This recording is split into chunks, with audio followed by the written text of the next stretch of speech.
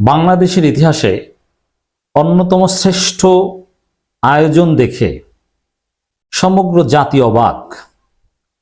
শিবির প্রশংসায় ভাসছে যে শিবির কি, হোয়াট শিবির, শিবির কতটা এগিয়ে যাচ্ছে। ইউরোপ আমেরিকার টপ লেভেলের বিশ্ববিদ্যালয়গুলো যে কাজ করে, বাংলাদেশ ইসলামী ছাত্র শিবির এখন সেই কাজ করে। দর্শক, আপনারা জানেন রাজধানীর সোহরাওয়ার্দী উদ্যানে ইসলামী ছাত্র শিবির সায়েন্স ফেস্ট আয়োজন করেছে, ইবনে আল হাইসাম সায়েন্স ফেস্ট 2024। শিবির যখন সায়েন্স ফেস্ট আয়োজন করে নানা ক্রিয়েটিভিটি দেখাচ্ছে, মহাকাশে যাওয়ার স্বপ্ন দেখাচ্ছে তরুণ প্রজন্মকে, জেনজিকে, বাচ্চাদেরকে, traffic management system, automatic wheel chair, নানান অসাধারণ অনেক কিছু উদ্ভাবন দেখাচ্ছে, তরুণ প্রজন্মকে স্বপ্ন দেখাচ্ছে, বিজ্ঞান মনুষ্য জাতি করতে অবদান রাখছে, ভূমিকা রাখছে। ঠিক সেই সময়ে শিবিরের বন্ধুপ্রতিম ছাত্র সংগঠন ছাত্রদল টেম্পো স্ট্যান্ডে চাঁদাবাজি করছে। পার্থক্যটা দেখেন। এর মধ্য দিয়ে জাতিকে সিদ্ধান্ত নিতে হবে আপনি কোন সংগঠন করবেন, শিবির কেন করবেন। আপনার সন্তানকে জরুরি ভিত্তিতে শিবিরকে ভর্তি করিয়ে দেন, 5-6 থেকে ভর্তি করিয়ে দেন, 6-7। শিবিরে গেলে আপনার সন্তান মহাকাশে যাওয়ার স্বপ্ন দেখবে। শিবিরের স্যার এখন ইউরোপ আমেরিকার বিভিন্ন বিশ্ববিদ্যালয়ের professor, assistant professor, associate professor, তারা এখানে অনেকে এসেছে, মির্জা গালিব, আরো অনেকে। এবং তারা সায়েন্সের স্টুডেন্ট, সায়েন্সের টিচার। এরা পলিটিক্যাল সায়েন্স কিংবা আর্টসের টিচার না, কলা বিজ্ঞানী না। দর্শক, এত সুন্দর অ্যারিস্টোক্রেটিক এবং এত অভিজাত আয়োজন, উন্নত আয়োজন, সমৃদ্ধ আয়োজন বাংলাদেশে কোনো একটা ছাত্র সংগঠনের পক্ষে যেটা সম্ভব, তাও একটা মজলুম ছাত্র সংগঠন, যেই ছাত্র সংগঠন 5-6 মাস আগেও ছিল এক প্রকার নিষিদ্ধ, ডিহিউম্যানাইজ করা হয়েছে, যারা কথা বলতে পারতো না, যাদেরকে হত্যা করা বৈধ ছিল রাষ্ট্রীয়ভাবে, যাদেরকে পেটানো বৈধ ছিল, আজকে তারা সায়েন্স ফেস্ট করছে। শুধু সায়েন্স ফেস্ট না, তথাকথিত না, বাংলাদেশে এত সমৃদ্ধ আয়োজন কে করতে পেরেছে? কই আপনার জাফর ইকবাল? ওইসব জাফর ইকবাল টিকবাল ওগুলোকে শিবির গণে না। ওরকম হাজারো জাফর ইকবাল শিবির তৈরি করতে পারে এবং করতে পেরেছে। কিন্তু সমস্যাটা হচ্ছে, শিবির সায়েন্স ফেস্ট আয়োজন করেছে, ভারতপন্থী মিডিয়াগুলো কাভারেজ দিচ্ছে না, যদিও সোশ্যাল মিডিয়ায় বা অন্যান্য মিডিয়ার মাধ্যমে তোলপাড় বিষয়টা নিয়ে। সবার আগ্রহ এখন এদিকে, মানুষ যাচ্ছে, তরুণ প্রজন্ম যাচ্ছে, অভিজাত ফ্যামিলির লোকজন তাদের সন্তানদেরকে নিয়ে যাচ্ছে যে শিবিরের এসব প্রতিষ্ঠানে পাঠালে আমার ছেলে নামাজ পড়বে, আমার ছেলে নেশা করবে না, আমার ছেলে বিজ্ঞান মনস্ক হবে, কোরআন প্রেমী হবে, আদর্শ মানুষ হবে।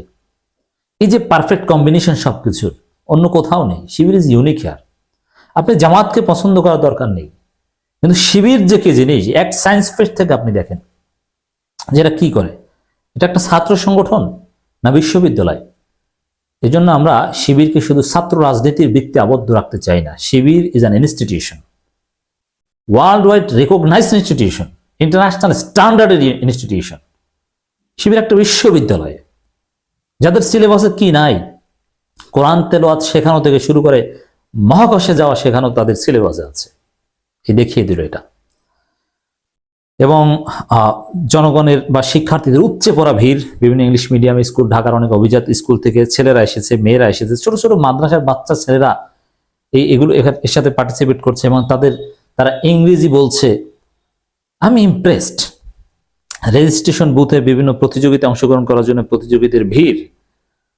শিবিরের সেক্রেটারি জেনারেল সভাপতি, ঢাকা বিশ্ববিদ্যালয়ের সাবেক সভাপতি, বর্তমান সাহিত্য সম্পাদক সিবগাতুল্লাহ থেকে শুরু করে অনেকেই এটা ঘুরে ঘুরে দেখছেন, নেতৃত্ব দিচ্ছেন। একের পর এক সেশন হচ্ছে, পৃথিবীর বিভিন্ন বিশ্ববিদ্যালয় থেকে শিক্ষকরা আসছেন, বক্তব্য দিচ্ছেন, অনুপ্রাণিত হচ্ছেন। এবং এখানে কারা, মানে জেনজি, এদের আগ্রহটা বেশি আমরা দেখছি। বিভিন্ন স্কুল, কলেজ, মাদ্রাসার শিক্ষার্থীরা, বিভিন্ন লাইভ প্রোগ্রাম হচ্ছে। মানে বিজ্ঞান মনস্ক এবং জ্ঞান পিপাসু প্রজন্মের দৃষ্টি এখন শিবিরের সায়েন্স ফেস্টের দিকে। এবং আমি মনে করি শিবির এটা নিয়ে তোলপাড় তৈরি করতে পেরেছে, শিক্ষার্থীদের মনে দাগ কাটতে পেরেছে। আগামী সেশন থেকে 2025 সালের শুরু থেকে দেখবেন যে চারদিকে শিবির আর শিবির।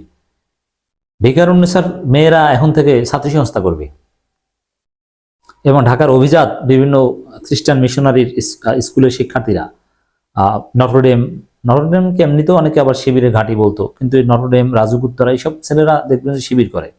শিবিরে বড় বড় ইউনিট হবে এইসব জায়গা, শত শত সাথী সদস্য বের হবে ওখান থেকে, স্কুলের ছেলেরা সাথী হবে। শিবির সেদিকে যাচ্ছে। এই শিবিরকে কেউ ঠেকাতে পারবে না। এই শিবির আগামী বাংলাদেশে নেতৃত্ব দিবে। দর্শক, অনেকে মজা করে বলছেন যে শিবির এটা আয়োজন করছে, আর হাসিনার সরকারের সেই জাফর ইকবালরা কি শিখাতো কথিত বিজ্ঞানীরা, তারা পেঁচা, গরু, ছাগল, কুত্তা, এগুলো ছিল তাদের বিজ্ঞান মনস্কতার প্রমাণ। আর শিবিরের বিজ্ঞান মনস্কতার প্রমাণ হচ্ছে এআই টেকনোলজি, রোবোটিক্স এবং বিভিন্ন একেবারেই আপডেট অনেক আবিষ্কার, যেগুলোর সাথে আমরা অনেক এখনো পরিচিত না। যদি সুযোগ পান একবার একটু ঘুরে আসুন। এবং এটার উপর ভিত্তি করে আমি বলবো, প্লিজ আপনার সন্তানকে ইসলামী ছাত্র শিবির নামক এই প্রতিষ্ঠানে ভর্তি করিয়ে দিন। আপনার দুনিয়া এবং আখেরাতের জন্য লাভ হবে। দুনিয়ার লাভ হবে, আখেরাতের লাভ হবে।